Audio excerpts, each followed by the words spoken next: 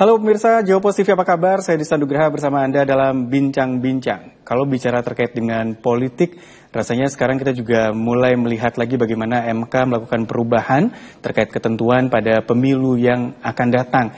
Nah, bagaimana perubahan dari MK ini juga bisa berpengaruh terhadap peran perempuan, karena memang kita tahu bahwa bagaimanapun juga dalam politik ini harus ada proporsi dari perempuan yang juga ikut andil di sana. Nah, ini menjadi menarik karena akan ada pemisahan pemirsa dari pemilihan anggota DPR RI ini dipisahkan dengan anggota DPRD tingkat 1 maupun tingkat 2 atau provinsi dan kabupaten kota, di mana biasanya ini menjadi satu rangkaian begitu ya, sehingga anggota DPRD dari tingkat 1 atau DPR RI, DPRD Jawa Timur atau provinsi dan juga DPRD kota provinsi, kota kabupaten ini juga bisa menjadi satu kesatuan. Tapi ketika ini menjadi satu aturan yang berubah dan dipisah, apa yang akan menjadi pengaruhnya dan bagaimana sebenarnya peran perempuan di politik baik di DPR maupun di DPD.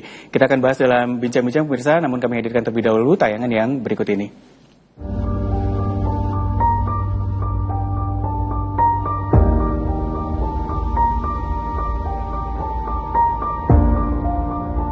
Putusan Mahkamah Konstitusi yang memisahkan antara pemilu nasional dan lokal pada Kamis 26 Juni 2025 lalu diyakini akan berdampak terhadap partisipasi politik perempuan.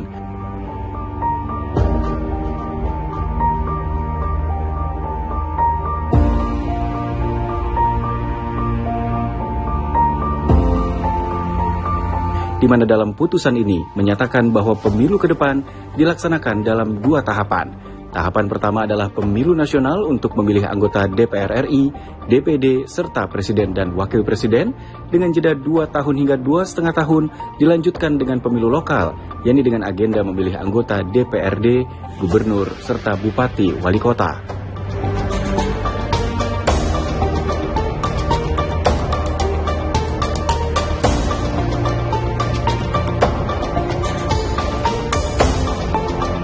Dalam putusannya, MK menilai model keserentakan pemilu yang melibatkan pemilu nasional dan lokal dalam waktu bersamaan atau pemilu 5 kotak suara seperti di pemilu 2019 dan 2024 melahirkan beban yang signifikan bersamaan, terutama bagi penyelenggara dan pemilih, hingga berdampak masih tingginya margin error.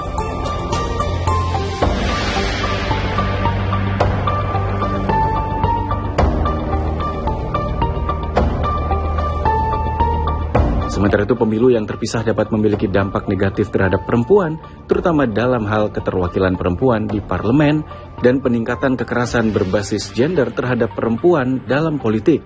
Maka, target kuota 30% pemenuhan keterwakilan perempuan pun akan semakin sulit.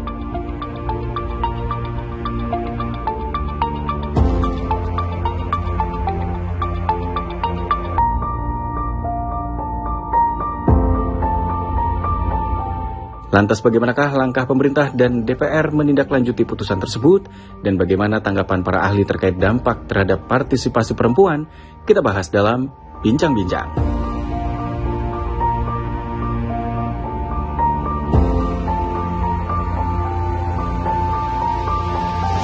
Ya, pemirsa, bahasan terkait dengan perubahan pemilu terhadap minat politik perempuan akan kami bahas dalam bincang-bincang kali ini. Dan tentu saja saya tidak sendiri, saya ditemani oleh 3 orang perempuan. Karena bahasanya perempuan, narasumber saya pun hari ini kebetulan semuanya perempuan. Saya bersama dengan Ning Lia Istiqfama, anggota DPD RI. Ning Lia, Assalamualaikum. Waalaikumsalam. Terima kasih sudah hadir di bincang-bincang, ditemani juga oleh Ibu Hesti Armiwulan, pakar hukum administrasi dari Ubaya. Bu Hesti, Assalamualaikum. Waalaikumsalam warahmatullahi. Terima kasih di tengah kesibukannya menguji hari ini. Ya. Kita bisa hadir juga untuk berdiskusi bersama kami. Dan secara daring pemirsa, saya bersama dengan Ibu Nur Anafi Farnis, pakar komunikasi politik perempuan dari Unitomo. Bu Ana, Assalamualaikum. Waalaikumsalam, selamat sore. Terima kasih Ibu Ana. Sore ya, kalau di Makassar, saya lagi di Makassar. Saya benar-benar bersama 3 perempuan luar biasa hari ini. Kami akan bahas lebih mendalam pemirsa terkait dengan topik ini, tapi usai jeda bincang-bincang akan segera kembali.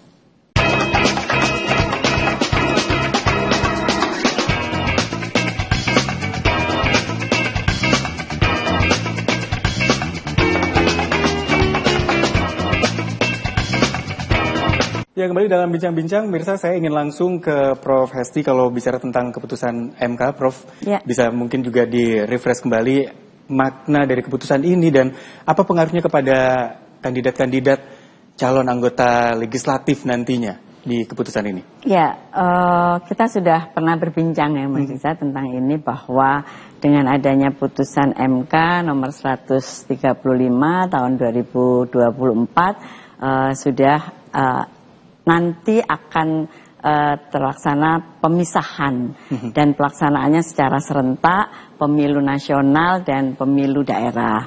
Untuk pemilu nasional itu berlangsung tentu tepat waktu 5 tahun dari pelaksanaan yang lalu, berarti kan akan terlaksana 2029. Sedangkan untuk pemilihan umum daerah itu akan berlangsung 2 tahun setelah pemilu nasional. Itu artinya 2 tahun sampai 2 tahun setengah. Itu artinya berarti terlaksana pada tahun 2031. Nah, tentu kita sangat berharap bahwa pemilihan yang terpisah itu akan meningkatkan kualitas dari penyelenggaraan pemilihan umum, baik dilihat dari penyelenggaranya, dari pemilihnya, maupun dari kandidatnya. Nah, kalau kita lihat dari soal partisipasi perempuan, tentu perjuangan perempuan untuk tercapainya kuota 30% perempuan di parlemen itu bisa terwujud. Kalau di DPR itu sampai sekarang kita masih belum mencapai 30%. Yang ada itu sekarang kurang lebih mendekati ya 30% di 29%. Tapi untuk DPD yang tahun ini itu sudah melampaui 30%. Karena jumlah perempuan di DPD itu kalau tidak salah sekarang jumlahnya 55 dari 152 orang. Nah, ini kan menunjukkan adanya peningkatan.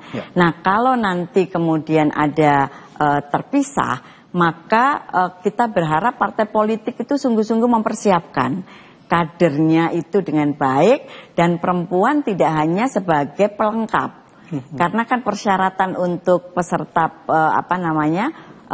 calon ya, calon anggota DPR RI itu adalah 30% perempuan. Nah, selama ini mungkin fokusnya adalah yang penting jumlah 30% itu terlampaui. Kan? 30% terlampaui, dan ketika kemudian penyelenggaraan, maka sepertinya tidak ada perhatian untuk calon-calon perempuan. Jadi atau enggak, jadi atau tidak, dilepas, itu urusan gitu ya? Dilepas gitu kan. Dan kita tahu bahwa yang bisa eksis, yang bisa dia menguasai kampanye itu adalah mereka yang memang betul-betul siap. Dan itu seringkali adalah, dan perempuan itu mungkin kalau dia punya ini ya, ketika misalkan calon anggota DPRD provinsi atau kabupaten kota, dia akan ikut yang DPR RI atau siapa yang kuat. Nah, dengan terpisahnya ini kita berharap itu perempuan sungguh-sungguh disiapkan, bahwa mereka yang akan duduk di DPR RI ketika pemilu nasional itu adalah perempuan yang memang bisa menyuarakan harapan dari perempuan supaya politik itu berpihak pada kepentingan perempuan. Nah, itu yang diharapkan, gitu Mas. Jadi sebenarnya dengan adanya jeda waktu begitu ya dari pemilihan nasional ke pemilihan daerah, itu ada waktu juga untuk lebih mematangkan kader-kadernya ya Bu sebenarnya. Ya, harapan kita adalah partai politik semakin selektif untuk setidak-tidaknya ada waktu ya yang cukup banyak untuk memberikan pendidikan politik. Jadi pendidikan politik kepada perempuan, bahwa mereka yang akan tampil di calon anggota DPR RI maupun DPRD itu adalah mereka yang memang pendidikan politiknya itu sudah cukup baik. Jadi tidak sekedar ayo mau ya, sekarang kan begitu. Siapa yang mau, pokoknya perempuan gitu ya. Nah, itu apalagi jumlah partainya sekian banyak. Nah, sehingga untuk memperebutkan perempuan yang memiliki kualitas kesadaran politik tinggi itu juga tidak banyak. Nah, ini yang kita perhatikan, sehingga yang terpilih di anggota DPR RI itu jumlahnya kurang signifikan, dan harapan dari 30% itu belum terlampaui. Baik, saya jadi ingin juga tahu pengalaman dari Ning Lia nih. Ketika dulu mendaftar sebagai caleg, zaman itu kan memang biasanya ada gandengannya nih, DPR RI siapa, DPRD provinsi siapa, DPRD kota siapa. Sempat ngalamin gitu juga kah? Untuk kampanye bersama biasanya seperti itu? Ada memang, tapi memang tidak banyak gitu. Karena memang DPD itu seprovinsi ya kan. Jadi kalau kita dan apa ya gini, kalau kita hanya jalan bersama teman-teman partai memang kadang satu sisi kita pengen loh jalan sama teman-teman partai gitu ya kan. Istilahnya kan kalau kita bicara apa ya kepentingan nih. Orang kan kadang bicara kepentingan, itu namanya simbiosis mutualisme ya kan, sama-sama jalan, enak tuh gotong royong gitu. Ya memang enak, cuma di satu sisi ada elemen lain, yaitu elemen masyarakat, elemen sosial masyarakat, yang mana mereka itu pengen kita masuk ke mereka tanpa bendera partai. Nah, jadi ada bagian masyarakat yang seperti enggan dengan partai berarti, seperti gitu. Sebetulnya bukan apatis sih, tapi memang mereka ini kan mungkin komunitas UMKM, komunitas pertanian atau komunitas yang lain, atau teman-teman dari pendidikan dan sebagainya lah, yang mana mereka tuh bergerak bukan karena disatukan karena hubungan partai politik gitu. Jadi memang hanya karena mereka mungkin sama-sama teman atau bagaimana. Nah ini kan porsinya jadi panjang gitu loh Mas. Jadi lebih besar. Jadi bisa dikatakan kemarin dalam proses DPD memang saya harus akui memang elemen sosial masyarakat yang dari berbagai macam komunitas ini yang lebih menyedot. Maksudnya itu menyedot bagaimana saya harus ada di dalam mereka, keterlibatan kegiatan, antara kegiatan sosial dan sebagainya. Dan satu hal lagi nih Mas Dista, tadi kan Ibu menyampaikan tentang DPD, memang DPD itu pada saat ini lebih dari 30%. Sebetulnya kita sih bersyukur Bu Hesti, karena banyak sekali kalau kita turun ke masyarakat dan kita bertanya, kemarin milih siapa gitu, saya kan mesti akan mengukur, sebetulnya masyarakat ini milih saya nggak sih, kan seperti itu. Dan mereka mengatakan, iya saya pilih, kenapa? Karena perempuan, karena cantik, karena ayu. Oke, itu namanya preferensi ya kan. Kita nggak bisa melarang atau bertentangan dengan preferensi masyarakat. Cuman kadang dalam hati saya, bisa nggak ya perempuan itu disuka karena pergerakannya, karena apa ya, komitmennya, kesungguhannya, iya kinerjanya bagaimana di tengah masyarakat. Jadi hanya selesai pada kata cantik lah atau gimana. Itu sih harapan saya. Meskipun itu juga nggak melanggar dan itu sah gitu ya. Nggak melanggar memang. Cuman ya udahlah gimana lagi. Cuman saya ini sebetulnya termasuk orang Bu Hesti yang sudah berusaha membangun bagaimana nggak ada istilah beauty privilege dalam dunia politik. Tapi sekali lagi kalau kita bicara preferensi itu sudah di luar kuasa kita. Tapi bagaimana juga Neng Lia pada saat mencoba untuk mengenalkan diri ke masyarakat, mencoba untuk mendapatkan suara mereka, tidak hanya sekedar dengan kecantikan ya, tapi memang turun langsung kinerja bersatu dengan komunitas-komunitas seperti itu memang dilakukan. Iya turun. Jadi sama ketika misalnya kita sebagai anggota DPD, kemudian kita menyadari Masya Allah ada keterbatasan nih. Kalau kita benar-benar turun real ke sebuah provinsi sebanyak itu, kayaknya nggak mungkin kita punya anggaran gitu, gak cukup nih. Cuman kalau kita sudah berpikir lagi kepada kesungguhan hati, tekad kita, dulu kamu di politik kenapa, kan seperti itu kan. Sedangkan kamu pernah loh sebagai seorang aktivis turun di tengah masyarakat tanpa ada apapun yang bersifat kamu digaji dari negara, kamu bisa. Maka sekarang ketika Anda mendapatkan gaji dari negara, ya harusnya lebih bisa. Menarik ya statementnya. Jadi itu komitmen ya. Insya Allah. Sebelum digaji oleh negara aja bisa kok gitu ya. Apalagi sekarang berarti harus langkah atau gerakannya harus lebih masif lagi. Saya masih akan kembali lagi juga ke Bu Ana secara daring. Tapi Bu Ana, saya simpan dulu pertanyaan saya. Usai jeda kami kembali. Pemirsa tetap bersama kami di Bincang-Bincang.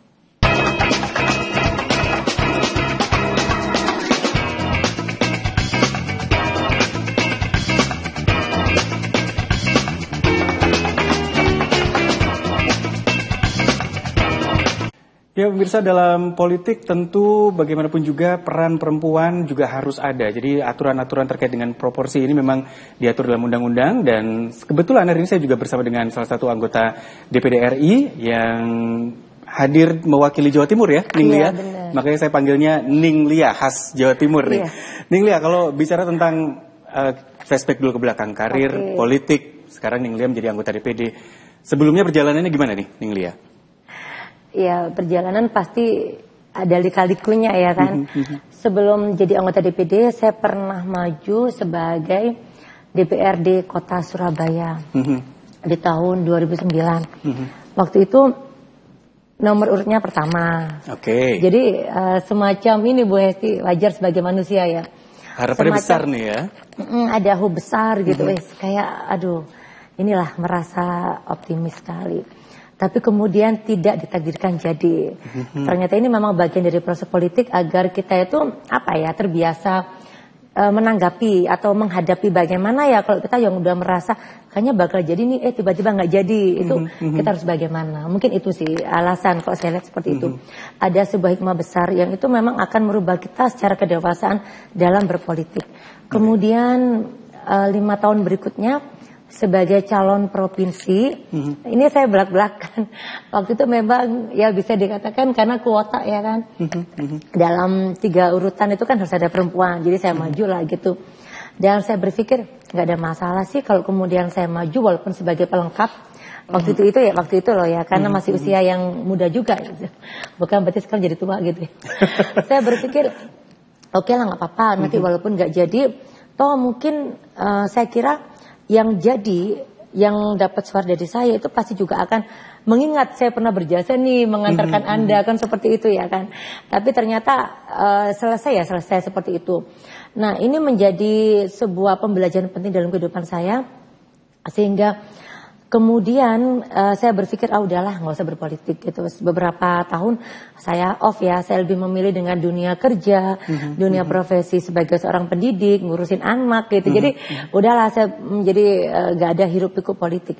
Tapi kemudian oleh Allah Subhanahu Wa Taala ditakdirkan kita maju lagi dalam sebuah perpolitikan. Tepatnya di tahun 2020 ada Pilwali Surabaya kan. Jadi 2 tahun sebelumnya itu teman-teman saya sebagian dari kelompok Marhen di Surabaya, ada juga dari relawan Ibu Gubernur kan zamannya Pilgub kan. Itu mereka sangat semangat banget, ayo maju nih sebagian yang ceria.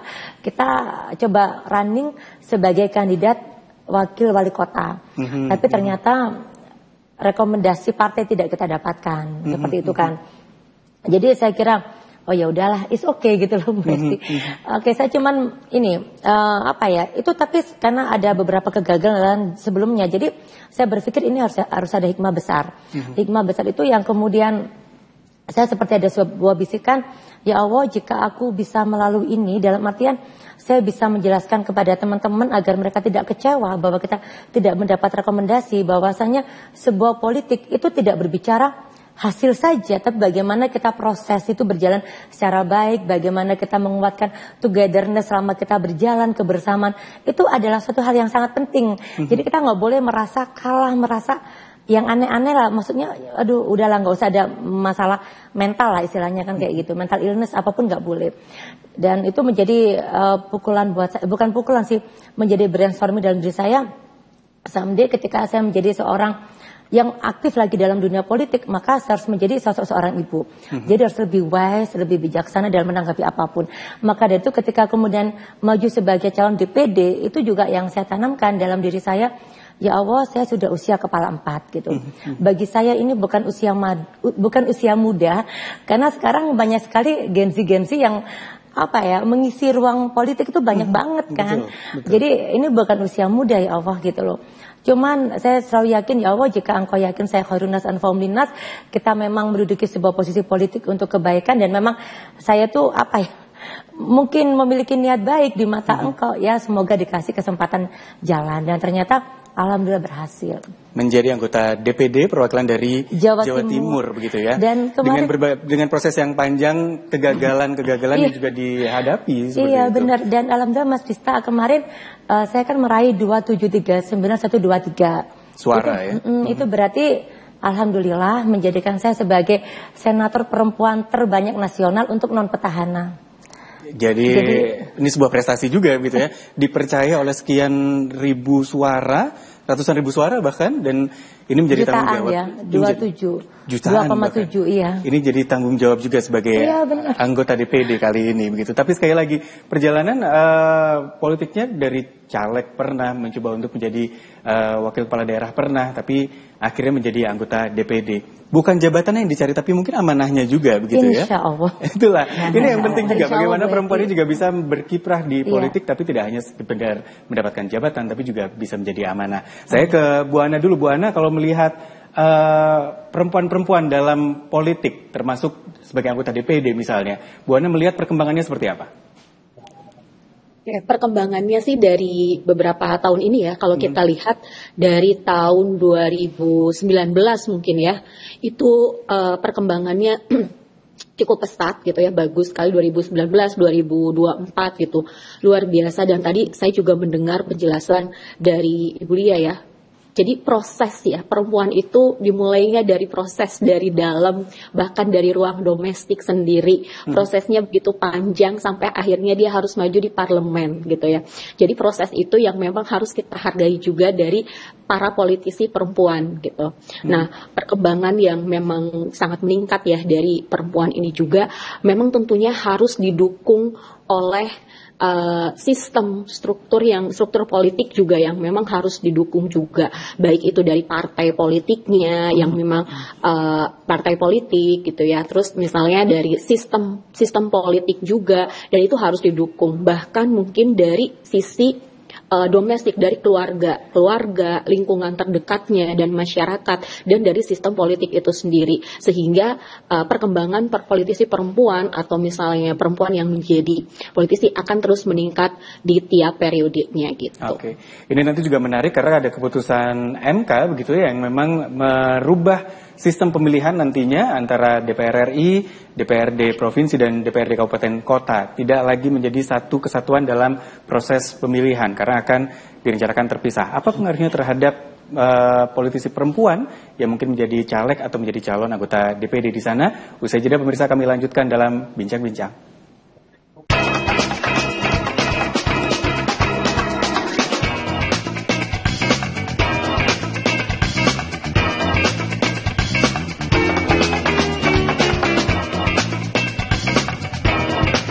Terima kasih pemirsa, kembali dalam bincang-bincang. Saya ingin langsung ke Bu Ana. Bu Ana, kalau mendengar apa yang dikatakan oleh Ning Lia tadi bahwa ya sebenarnya perempuan dalam karir politiknya juga ingin dilihat dari kinerjanya, ingin dilihat dari usahanya. Tapi di sisi lain masyarakat biasanya memilih juga, ini pilih aja yang perempuan, yang cantik misalnya seperti itu. Bu Ana sendiri melihat fenomena seperti ini, gimana tanggapannya Bu Lia? Maaf, Bu Ana. Oke, tidak apa-apa. Saya tadi mendengar apa yang dipaparkan oleh Bu Lia ya. Memang stigma atau stereotip di masyarakat juga tentang keterwakilan perempuan dan tentang perempuan di politik itu juga memang masih pemikiran ke perempuan tuh masih dilihat di area itu, dilihat dari secara fisik dan sebagainya. Tapi seiring perubahan sekarang di ruang digital yang menurut saya tuh ini adalah ruang yang sangat luas untuk perempuan, para perempuan bisa menunjukkan kompetensinya gitu. Mereka bisa mengedukasi, menunjukkan kompetensinya, dan bahkan bisa berkomunikasi politik secara empati di sana. Sehingga yang dilihat adalah bagaimana proses interaksi antara perempuan dengan masyarakat. Sehingga masyarakat tidak lagi melihat ke area fisik dari perempuan gitu ya. Nah itu jadi ruang digital ini bisa menjadi sebuah peluang yang besar gitu bagi para politisi perempuan untuk terus membranding dirinya, dilihat dari kinerjanya dan dengan cara komunikasi politik yang empati gitu dan juga edukatif gitu ya, karena itu jarang dilakukan gitu. Kenapa masyarakat juga bisa tersetting pemikiran-pemikiran yang masuk di area fisik dan sebagainya, karena kita sendiri kurang memberikan informasi terkait dengan kinerja-kinerja, kompetensi-kompetensi yang kita miliki kepada masyarakat, dan bahkan edukasi politik kepada masyarakat itu juga menjadi penting. Karena satu, Mas, keunggulan sebenarnya dari perempuan, dari politisi perempuan, keunggulannya modalitasnya itu satu, yaitu adalah empati. Gitu ya, empati ini menjadi sebuah modal yang cukup besar menurut saya, dan itu juga saya sudah melakukan penelitian di anggota DPRD bahwa ternyata empati menjadi modalitas bagi politisi perempuan untuk akhirnya bisa bertarung gitu ya, bertarung di politik ini, seperti itu. Kalau tadi Ning Lia menunjukkan bahwa ya turun ke masyarakat, bertemu dengan komunitas, membantu permasalahan yang ada di masyarakat. Adakah mungkin Bu Ana melihat bahwa kondisi-kondisi ini kalau perempuan itu punya keterbatasan gitu? Atau sebenarnya ini nggak ada halangan, sama dengan laki-laki? Oke, menurut saya itu tidak ada batasan, itu hanya stereotip aja, gitu ya. Karena selama ini pergerakan atau perjalanan perempuan itu sesungguh sangat panjang dibandingkan laki-laki. Mereka harus 2 kali berusaha lebih keras, gitu ya, dibandingkan laki-laki, gitu. Dimulai dari ranah domestiknya sampai akhirnya di ranah publik, gitu ya. Sehingga menurut saya setiap perempuan maupun laki-laki punya kesempatan dan ruang yang sama, dan keduanya memiliki kekuatan sendiri-sendiri gitu. Nah, kekuatannya perempuan itu menurut saya ada di area empati yang memang lebih dominan. Nah, empati ini bisa dipraktekkan sebenarnya para politisi perempuan. Nah, saya mungkin ada sedikit formulasi ya dari empati yang model empati yang saya temukan, Mas. Jadi di sana itu ada sebuah emosional. Jadi ketika melakukan komunikasinya juga ada pendekatan emosi, pendekatan kepada keseharian masyarakat dan sebagainya. Ada harmonisasi keluarga. Perempuan juga meskipun memang berperan di area domestik itu sebenarnya sebagai sebuah perjuangan bagaimana perempuan memahami persoalan-persoalan di masyarakat. Karena apa? Persoalan di masyarakat itu sebenarnya kan persoalan yang dialami di tiap keluarga-keluarga yang ada di Indonesia ini gitu ya. Dimunculkan dari area itu gitu ya. Nah, itu jadi ada harmonisasi keluarga, bagaimana perempuan sebenarnya menyeimbangkan perannya itu adalah sebagai sebentuk perjuangan dan kompetensi menurut saya gitu ya. Ada persahabatan, perempuan dengan lugas, dengan mudah menjalin persahabatan dan juga pengetahuan. Pasti perempuan juga memiliki, saya yakin perempuan yang terlibat atau langsung menjadi politisi adalah perempuan yang memiliki keberanian, Mas. Keberanian untuk mendobrak wilayah-wilayah maskulin tentunya ya, yang selama ini susah sekali gitu. Keberaniannya sungguh luar biasa kalau menurut saya gitu ya. Dan dukungannya, support dari keluarganya juga pasti itu luar biasa gitu. Jadi ada harmonisasi keluarga dan juga ada tadi kompetensi, juga ada adaptif gitu ya, adaptif. Di sana perempuan juga memiliki kemampuan adaptasi yang sangat baik. Kenapa? Karena dia berperan di banyak peran di kehidupan ini gitu ya. Nah itu sih. Jadi komposisi empati itu menjadi modalitas yang penting bagi politisi perempuan untuk terus dikembangkan gitu, sehingga itu lebih menonjol di area itu. Justru di situ selling point-nya begitu ya dalam bahasanya. Baik, saya ke profesi lagi. Kalau perempuan punya selling point di sana, tapi secara administrasi memang sudah ada aturan prosentase perempuan dalam daftar calon ini harus memenuhi, tapi pada saat kontestasi ya dibiarkan seperti itu. Ketika ada perubahan sistem, mereka tidak bisa lagi satu rangkaian dengan pusat dan daerah.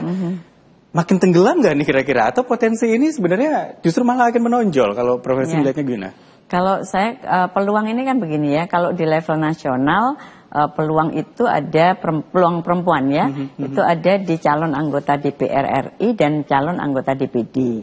Kemudian kalau di level lokal itu ada peluang pada perempuan adalah sebagai anggota DPRD provinsi, kabupaten kota dan gubernur, calon gubernur atau calon bupati wali kota. Betul. Dari apa yang sudah kita cermati pemilu yang lalu itu memang partisipasi perempuan sangat tinggi. Tetapi kemudian tingkat keterpilihannya itu di luar ekspektasi yang kita harapkan. Nah, jadi kita bisa mencermati itu. Kalau tadi disampaikan modal perempuan sebetulnya ketika dia akan terjun ke ranah politik itu sudah tentu dengan sungguh-sungguh mereka melakukan itu. Tetapi ketika sistem itu tidak memberikan support kepada perempuan, kemudian secara administrasi, kemudian perempuan ini hanya ya sudah sama dengan kandidat yang lain yang laki-laki, maka affirmative action-nya tidak kelihatan. Jadi harusnya ketika ada kuota 30% diberikan kepada perempuan, maka tidak hanya pada daftar, tetapi harus juga diberikan pada affirmative action untuk mereka berjuang sampai mereka terpilih. Nah, sistem itu yang belum terlihat di partai politik.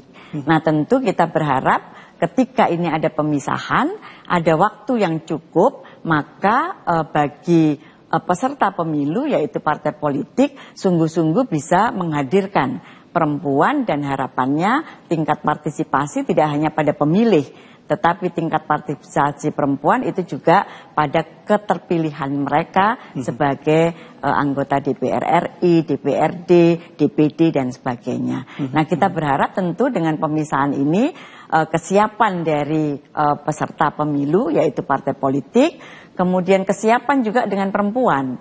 Pendidikan politik itu lebih ditingkatkan dan kami berharap tentu yang ditampilkan itu bukan hanya modal finansial dan modal tadi ya, modal kecantikan atau modal yang itu bukan berbasis pada kompetensi.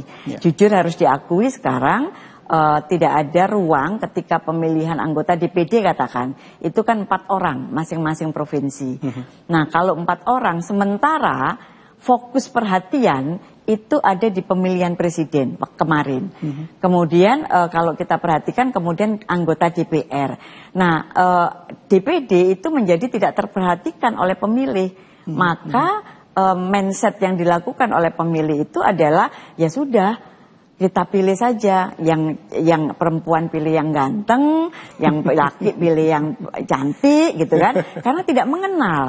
Jujur mungkin penduduk Jawa Timur katakan tidak semuanya mengenal bagaimana track record dari Ninglia, bahwa beliau adalah memiliki pergerakan, berjuang secara politik dari bawah gitu ya. Mungkin tidak semua. Saya yakin keterpilihan Ninglia itu juga ada yang memilihnya itu karena ya sudahlah, ini yang kelihatan muda, ini yang kelihatan cantik gitu kan, sehingga tidak diukur dari kompetensinya.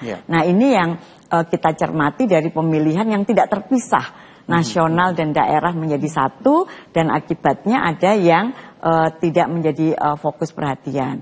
Dan daerah-daerah lain juga seperti itu. Tipologi pemilih kita masih seperti itu. Nah, dengan terpisah, maka nanti hanya nggak ada DPD, DPR RI, dan Presiden.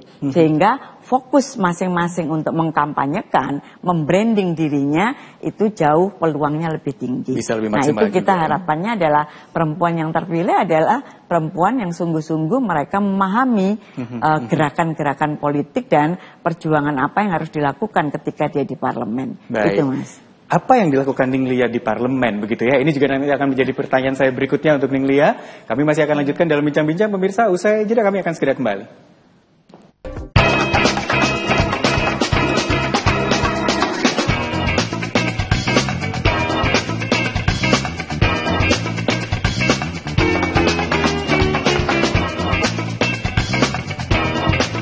Ketika seorang perempuan sudah berkarir menjadi wakil rakyat, mengemban suara rakyat, bahkan jutaan suara yang sudah mengamanahkan menjadi anggota DPD perwakilan Jawa Timur, Ninglia sudah berada di parlemen dan sudah beberapa bulan ini bekerja untuk masyarakat gitu ya, untuk warga.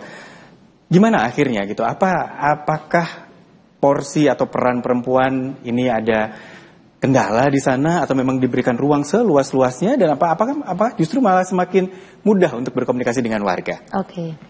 Jadi yang pertama saya coba menyambung apa yang disampaikan oleh Bu Ana tadi, bahwa memang perempuan itu kan harus diakui memiliki kelebihan atau kemampuan khusus dalam bidang komunikasi.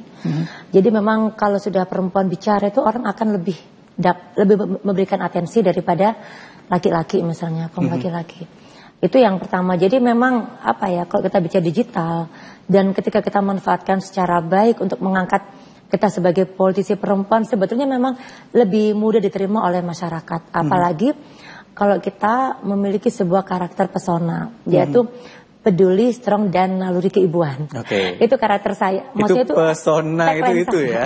Iya, itu Bu Esti. Jadi saya selalu sampaikan, ayo kaum perempuan kita punya peran, kita harus memiliki pesona, kita memiliki kepedulian, empati dan sebagainya. Jadi kita bersungguh-sungguh. Kemudian saya coba menarik lagi dari Bu Hesti tadi mengenai DPD. Itu memang ini Bu Esti, menjadi istilahnya itu memang seperti sebuah PR besar dalam pikiran saya. Mengapa ya? Mengapa orang itu memilih DPD hanya karena foto? Bagi saya, oke, itu memang preferensi, cuman kalau kita sebagai anak bangsa, generasi bangsa, hal seperti ini tidak terlalu bagus kalau dipertahankan. Karena kita bicara keberlangsungan bangsa, bagaimana kita meminta seseorang berkarya, sedangkan dia sendiri merasa tidak dipilih karena karya. Jadi kan kita tidak bisa dong menuntut seseorang itu hanya karena kita memilih karena foto. Seperti itu misalnya. Dan mengapa DPD kurang mungkin kurang melekat di tengah masyarakat, itu juga menjadi PR saya juga, sehingga ketika saya menjabat itu benar-benar saya gunakan bagaimana ini proses itu diketahui oleh masyarakat, bukan kita riak, bukan, tapi saya berpikir ini merupakan sebuah syiar. Saya berusaha ingin merubah sebuah perspektif dalam politik, bahwasanya politik itu ternyata ini loh asik loh. Untuk siapa? Untuk anak-anak Gen Z. Jadi bagaimana mereka berpikir, politik itu segitu-gitu orangnya penuh kepentingan. Enggak juga ternyata. Saya coba menunjukkan bagaimana politik, apalagi politisi perempuan, bisa berkomunikasi secara interpersonal dengan orang lain gitu. Jadi orang tuh kayak melekat, seneng, ceria, kayak nyatu banget lah. Itu juga kan yang kita lihat dari Ibu Gubernur Khofifah kan. Jadi bagaimana komunikasi beliau dengan masyarakat, society. Nah kemudian memang ini coba saya lakukan. Beberapa isu pun saya coba kembangkan ketika saya duduk sebagai anggota DPD. Salah satunya ketika berbicara otonomi daerah, bagaimana otonomi daerah berkeadilan. Ketika berbicara pangkalan LPG, bagaimana agar subpangkalan itu tetap bisa melibatkan masyarakat sebagai membernya lah, atau masyarakat juga bisa berjualan asalkan mengikuti peraturan berlaku. Jadi ada banyak-banyak isu yang up to date yang coba saya masuk dan saya coba meng-create dengan pemikiran saya atau apa yang bisa saya speak up dengan posisi saya saat ini. Kemudian ini dua ya. Jadi pertama memang kita menjalani hubungan sosial dengan masyarakat konstituen. Yang kedua kita berusaha manfaatkan, kita harus beda loh antara Anda seorang aktivis dengan Anda seorang politisi. Harus semakin beda, jangan semakin terlena. Karena kita bicara sebuah strategi dan perempuan itu sebetulnya cerdas kok. Saya selalu mengatakan pada teman-teman sama perempuan, kalian tahu nggak, kalian tuh cantik. Apa itu? Kalian memiliki kecerdasan, cantik kan cerdas, inovatif, kreatif. Ya sudah, maka bagaimana kalian tuh mengkolaborasi kemampuan kalian untuk menjadi jiwa yang resiliensi dengan apapun yang akan hadapi. Termasuk kalau misalnya di politisi ya, sebagai dunia politik misal, ternyata saya kalah nih dengan perkumpulan kaum politisi laki-laki. Mereka lebih kuat asosionalnya daripada kita sama perempuan. Ya sudah, kita out of the box gitu loh. Kita nggak usah bersaing dengan mereka. Masih begitu banyak ruang-ruang kosong kita yang bisa masuk gitu loh. Dan saya pun mengakui Ibu Hesti, Mas Dista dan Bu Ana dan masyarakat semua ya, dengan seperti ini pasti ada sebuah resiko. Apa itu? Akhirnya mungkin orang semakin mengenal DPD, dan ketika orang semakin mengenal DPD, maka bisa jadi kan semakin banyak perempuan yang ingin menjadi anggota DPD ke depan. Nah itu juga kan, tantangan juga. Hanya saja kalau kita bicara keberlangsungan bangsa, kita lepas egois. Yang namanya takdir ya udah tuh yang di atas yang punya. Yang penting apa yang dilakukan sekarang bermanfaat bagi masyarakat, dan masyarakat bisa menilai kinerja itu, gitu ya. Saya ke Bu Ana nih, Bu Ana, kalau melihat sepak terjang perempuan di politik begitu ya, dengan apa yang mereka lakukan, termasuk tadi yang diulas oleh Prof. Hesti bahwa ada perubahan sistem dari MK yang sudah diputuskan. Kalau Bu Ana sendiri melihat apa nih kira-kira nanti pengaruhnya di pemilu yang akan datang, terutama bagi keterlibatan perempuan di politik? Oke, terima kasih Mas. Nah, kalau saya jadi teringat sebuah teorinya dari Habermas ya tentang ruang publik gitu nih. Pemisahan pemilu ini sebenarnya memberikan sebuah peluang terciptanya ruang diskusi mungkin yang nantinya tuh bisa lebih jernih, terfokus dan inklusif gitu ya. Nah, ketika isu nasional dan isu lokal tidak saling numpuk nih kan, karena biasanya kan numpuk ya, kita di satu terpusat gitu. Nah, ini kalau terpisah, nah ini publik tuh bisa punya kesempatan atau punya peluang yang lebih besar untuk menilai kandidatnya tuh secara rasional. Pertama itu.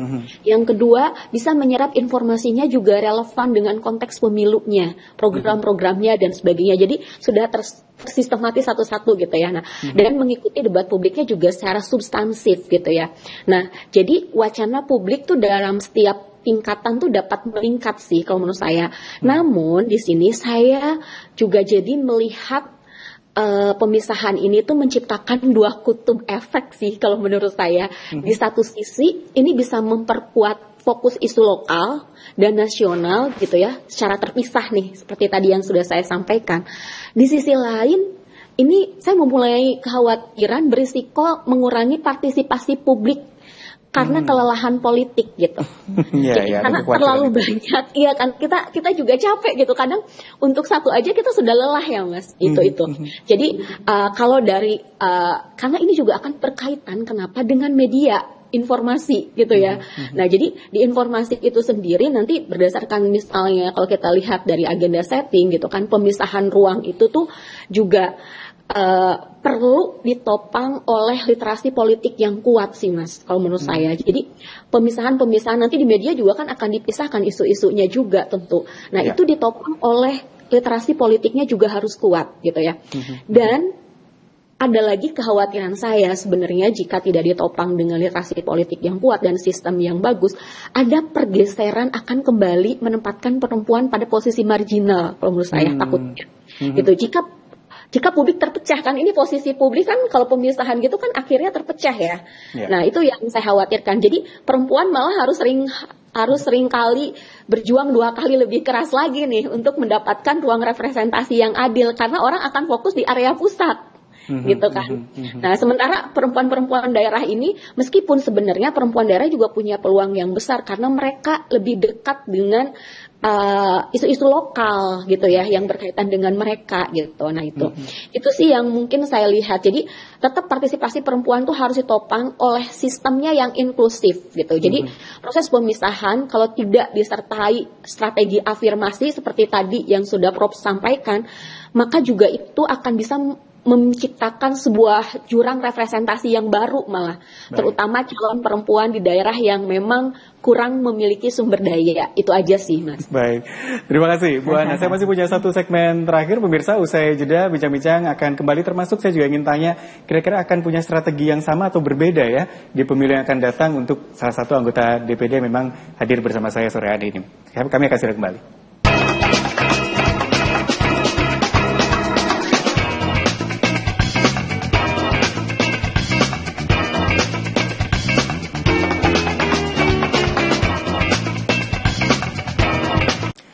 Kembali di Bincang-Bincang pemirsa, kami masih membahas terkait dengan bagaimana ini perempuan di kancah politik nasional dan ketika ada perubahan aturan dari MK, apakah memang akan memberikan pengaruh yang cukup besar bagi keterlibatan perempuan di pemilu yang akan datang. Saya bersama Ning Lia, salah satu anggota DPD RI, perwakilan dari Jawa Timur yang kemungkinan akan jalan lagi ya Ning Lia ya, meskipun masih panjang tahun ke depannya, masih fokus sama pekerjaannya, tapi saya ingin tahu kira-kira ketika memang ada perubahan proses pemilihan nantinya gitu ya, karena nanti kan Pilpres bersama dengan DPR RI dan DPD menjadi satu terpisah dengan pemilu daerah. Adakah kira-kira yang akan berubah dari sistem kampanyenya nanti mungkin dari Ning Lia yang dibayangkan? Oke. Jadi yang pertama kita harus menanggapi perubahan sistem pemilu ini secara positif ya kan. Karena akan ada banyak sekali ruang untuk tokoh-tokoh daerah, terutama tokoh perempuan di daerah masing-masing, agar mereka tampil ketika proses pemilu transisi misalnya. Walaupun memang tadi disampaikan oleh Bu Ana, ada juga tantangan lain, yaitu kejenuhan masyarakat gitu kan. Karena kok politik lagi, pemilu lagi dan sebagainya. Nah berarti bagaimana strategi yang akan saya bangun? Yang pertama, ya tetap saya akan menjalankan proses merawat jejaring sosial. Konstituen yang kemarin ada di dalam kita proses DPD. Yang berikutnya, alhamdulillahirrahmanirrahim, saya juga di Senayan ada beberapa momen itu langsung kita diskusi bareng dengan kawan DPR RI. Jadi kita forum, istilahnya begini, saya sudah mencoba memulai bagaimana kita sama-sama berdiskusi untuk berbicara aspek sosial masyarakat yang saat ini terjadi. Apa sih masalah-masalah saat ini di tengah masyarakat.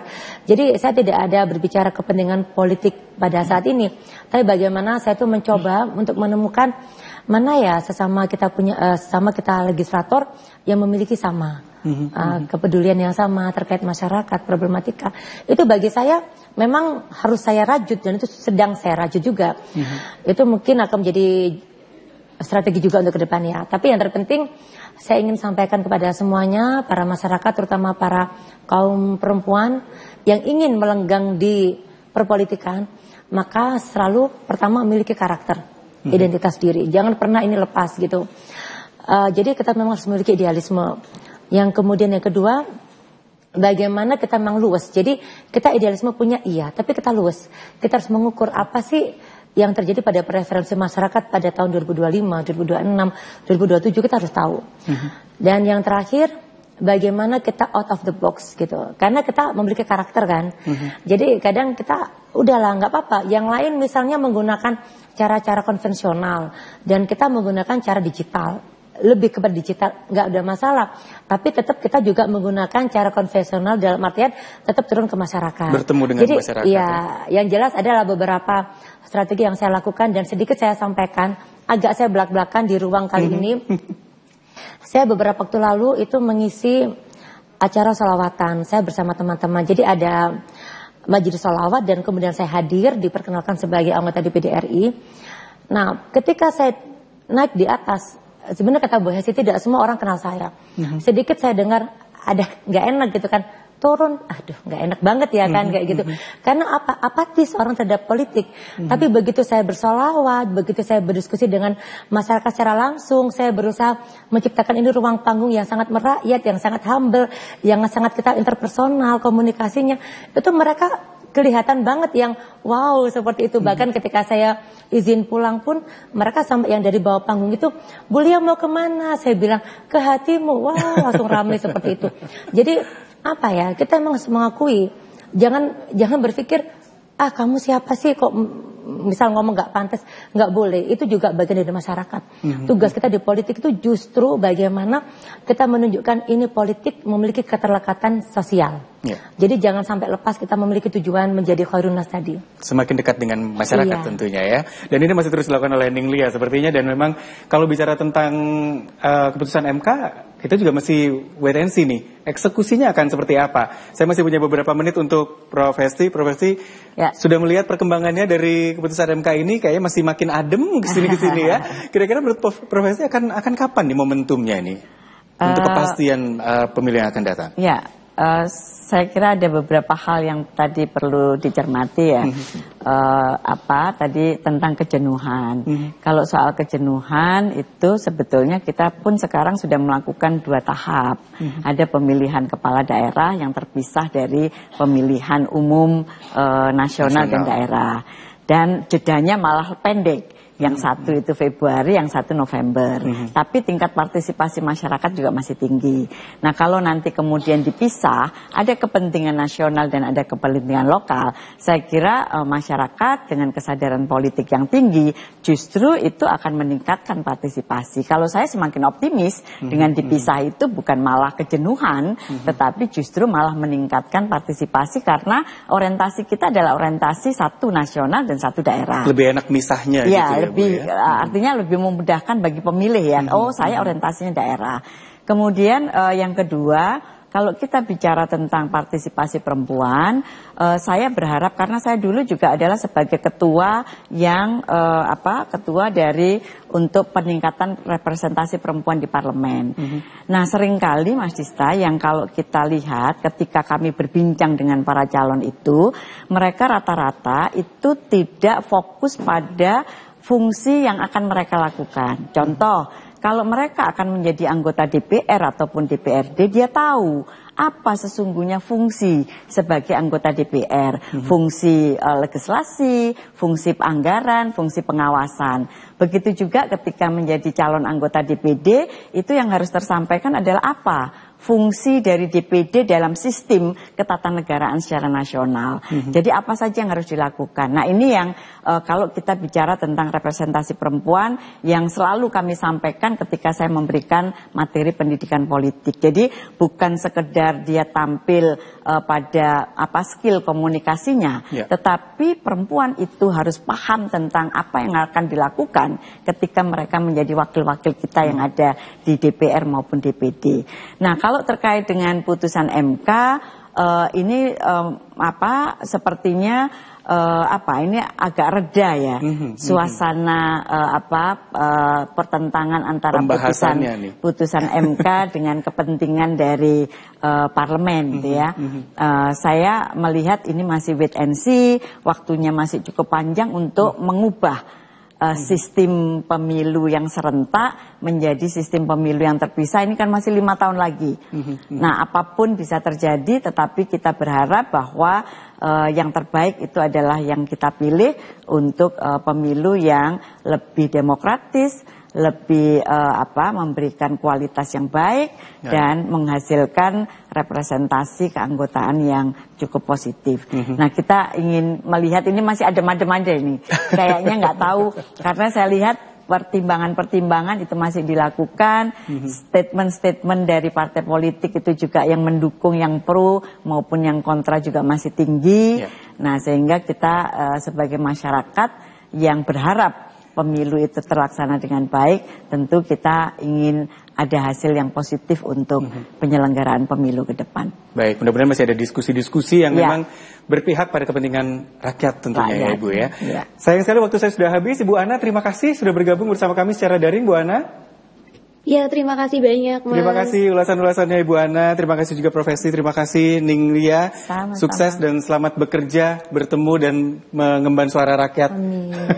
Terima kasih juga pemirsa sudah bersama kami dalam bincang-bincang. Mudah-mudahan memang keputusan MK yang ada bisa membuat masyarakat juga tidak semakin jauh dengan politik. Keterlibatan perempuan dengan politik juga bisa semakin besar dan semakin baik juga untuk membawa negara ini menjadi negara yang semakin maju dan masyarakatnya juga semakin sejahtera. Saya Disa Nugraha pamit dari bincang-bincang.